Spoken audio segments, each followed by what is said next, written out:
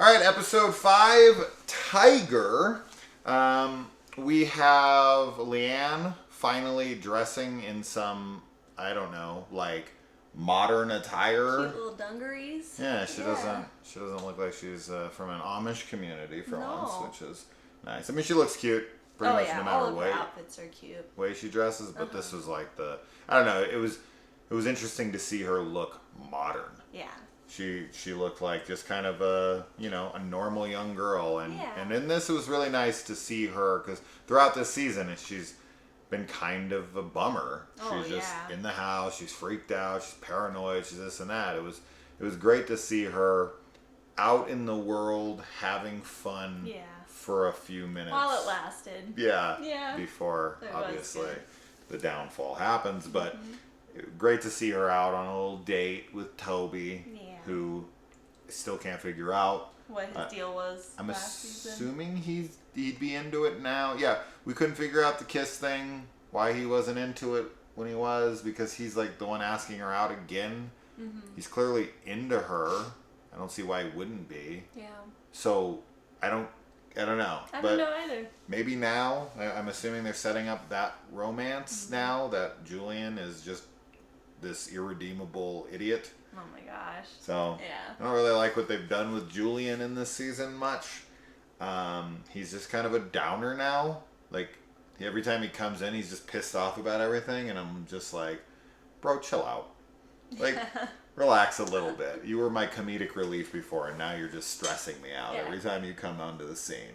Everyone liked him better when he was drunk. And that's true. I mean, that's what Sean says. Yeah. Like, it's true. yeah, hit the bottle, bro. Go back on the wagon. You're much more interesting. And we agree. Yeah. He was a better person when he was a drunk. Or at least more entertaining, anyway. So, Dorothy throws this block party with Sean to feed the homeless.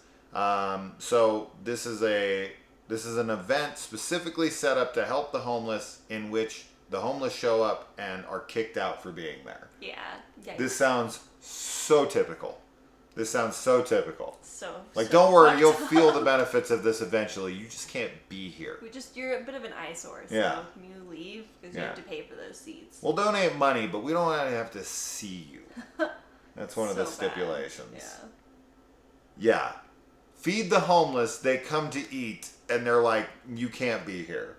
You can't eat them. Yeah, but Sean's the one that's like feeding them. Yes. And he's the one that's like wanting them to have the food. But then it's not him that kicks him. If it was Sean or Dorothy, then I'd be like, what the fuck? No, it's some random lady who's helping out. It's a random lady, but through Leanne. Leanne asks her. But Leanne has always been distrusting of the homeless it's not because they're homeless. It's because she thinks they're part of the cult and she doesn't trust them specifically. That she's asking, to have them removed. Well, they're part of something. Yes, absolutely. We don't know what yet. We are surmising from what we've seen that they are a cult for Leanne that is disconnected from the cult against Leanne, and that is why she is still alive at the end of this episode. We did not see what actually happened. We just know she was bashed in the head, and then she's fine enough to walk back to the house by herself with nobody following her, and she's walking slow enough that she's not running from anybody. Right. So it seems that and she went out to the area where the homeless people were, and they seem to be fascinated with her. Yes. They don't seem threatening towards her from what I've seen. It's more of just like an allegiance.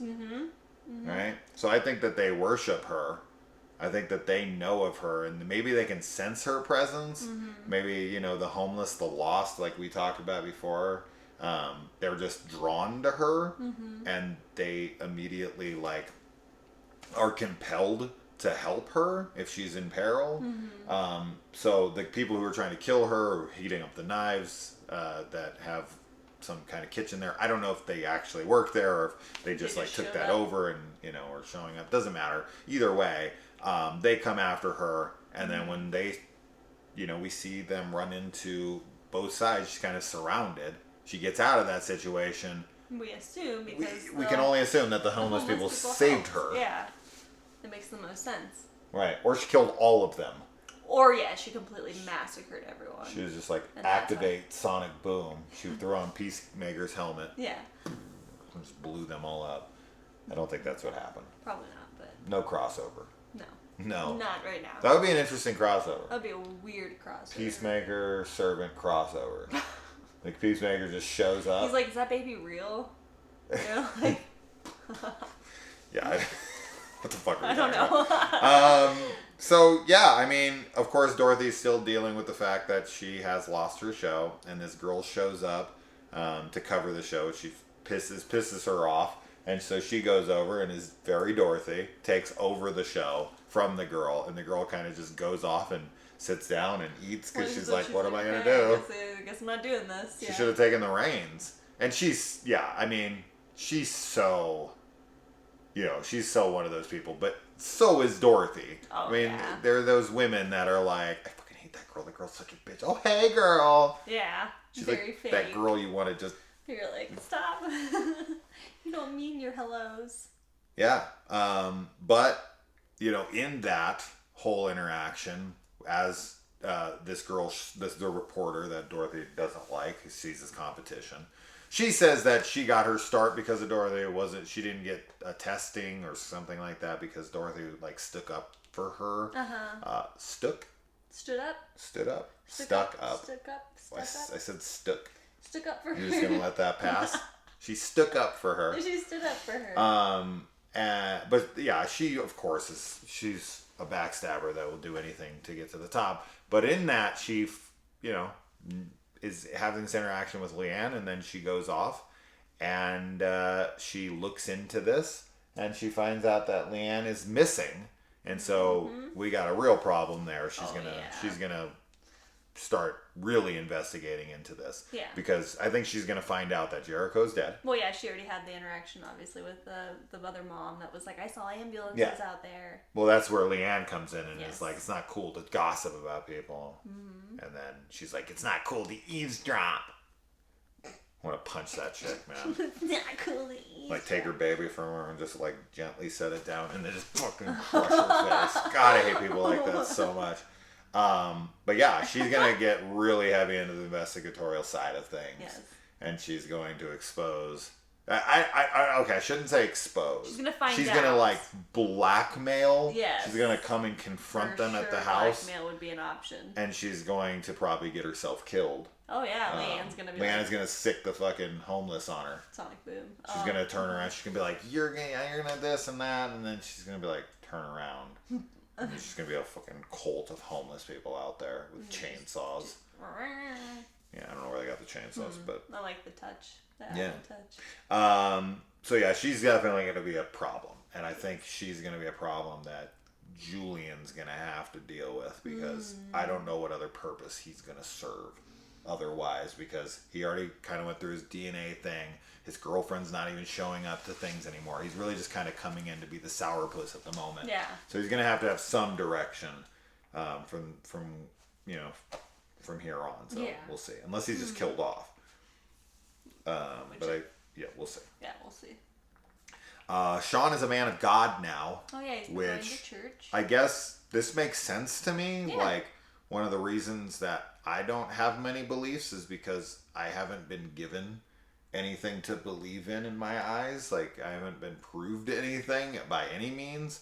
But if a girl brought my baby back from the dead and there was like a cult stalking after her and I saw the shit that he saw, 100%, I would all of a sudden be a real firm believer in a lot. So it makes perfect sense to me that he would want to get on the right side of this. Now that he has the proof that he has. But Dorothy seems to be like, oh, hell no. Well, she's still in some type of denial, ultimately. Yeah. I mean, she can barely come to terms with the idea that, that her kid was kidnapped, let alone dead. Yeah. So... Yeah, but I don't know. It makes sense that it does Sean make would sense turn to religion. Because Sean's so level-headed. Oh yeah, about super everything. level-headed, always. Yeah, and he learned from his mistakes of the past, right? Like Gourmet Gauntlet calls him up, and that was the thing that he went off to that led to his son's demise. Yeah. And as soon as he hears that, it's like triggering to him, being like, "Oh hell no, I ain't making this even though mistake they're again." going to be on the East Coast this time instead Doesn't of matter. the West Coast. Right. Yeah, It's like, he doesn't even have to go anywhere. that shows toxic poison to him sure. at this point. Yeah, It's which like, is good. It's a not good choice worth for him to. Now we'll see though. Maybe the next episode will be him calling them up again and be like, actually. It's possible. But I wouldn't do want that think to happen. I wouldn't want it to happen either, and I think you're right. I think he's ultimately learned from the mistakes of his past. Yeah.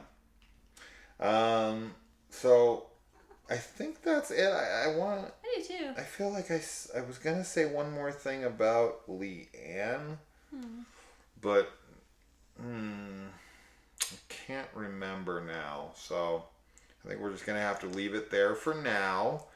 She's got a cute little tiger face in this. Yeah, I like the tiger face painting. And it reminds me of the movie The Other Sister with Juliette Lewis and Giovanni Ribisi, where she goes in and she goes to the mall. She's mentally handicapped, and she goes into the mall like by herself, and she's trying to like live her own little life. And somebody gives her like one of those trial makeovers where they do like half your face so they can show you like one Like and this the is other. what you could look like. And then she thinks like the whole thing's for free, and then she has to like she's like sneaking around the mall because she's so embarrassed. She doesn't want anybody to see that half of her face isn't makeup, made up, makeup, stuck up. Who's the one that's mentally challenged here? I think I'm the other brother. The other brother. Yeah, that's the cutest romance movie. That's like top 3 romantic comedies for me. We should watch It would be La La Land, or not La La Land, Crazy Stupid Love, Just Friends, and The Other Sister. That'd probably be my, I don't know. I'd have to look at all the rom-coms ever made. But on a horror channel, I don't think anybody gives a shit what my favorite rom-coms are. But maybe not. Stop being so those kinds of people, okay? Every genre has its gems. Stop hating on things. I like rom-coms. Blow me. All right. Till next week. Bye.